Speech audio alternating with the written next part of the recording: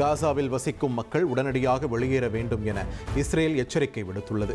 காசாவில் பெரும்பாலான பகுதிகளில் மக்கள் வெளியேறிவிட்டதால் தாங்களும் வெளியேறுமாறு இஸ்ரேல் ராணுவத்தினர் துண்டு பிரசுரத்தை பறக்கவிட்டு எச்சரிக்கை விடுக்கும் காட்சிகள் அதிர்ச்சியை ஏற்படுத்தியுள்ளன.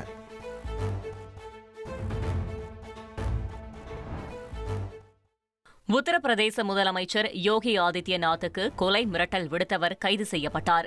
சமூக வலைதளத்தில் துப்பாக்கியை காட்டி மிரட்டல் விடுத்த மீரட் பகுதியைச் சேர்ந்த சுனிலை போலீசார் பிடிக்க சென்றனர். அப்போது வீட்டின் மொட்டை மாடிக்கு ஏறிய அவர் போலீசாருக்கும் துப்பாக்கியை காட்டி மிரட்டல் விடுத்தார்.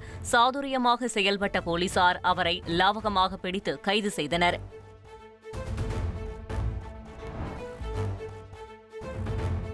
H-1B விசா பெற்றவர்கள் உடனே அமெரிக்கா திரும்ப அமேசான் நிறுவனம் அழைப்பு விடுத்துள்ளது. விசா கட்டணம் 88 லட்சம் ரூபாயாக உயர்த்தி ட்ரம்ப் அறிவித்த நிலையில் அமேசான் நிறுவனம் உத்தரவிட்டுள்ளது.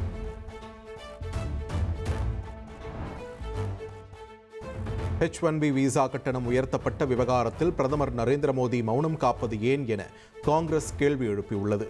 பிரதமரின் மௌனத்தால் இளைஞர்களுக்கு கடும் பாதிப்பு ஏற்பட்டிருப்பதாகவும் தெரிவித்துள்ளது.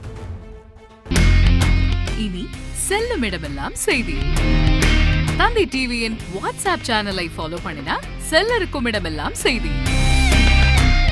இதோ QR கோட் இப்பவே ஸ்கேன் பண்ணுங்க, ஃபாலோ பண்ணுங்க.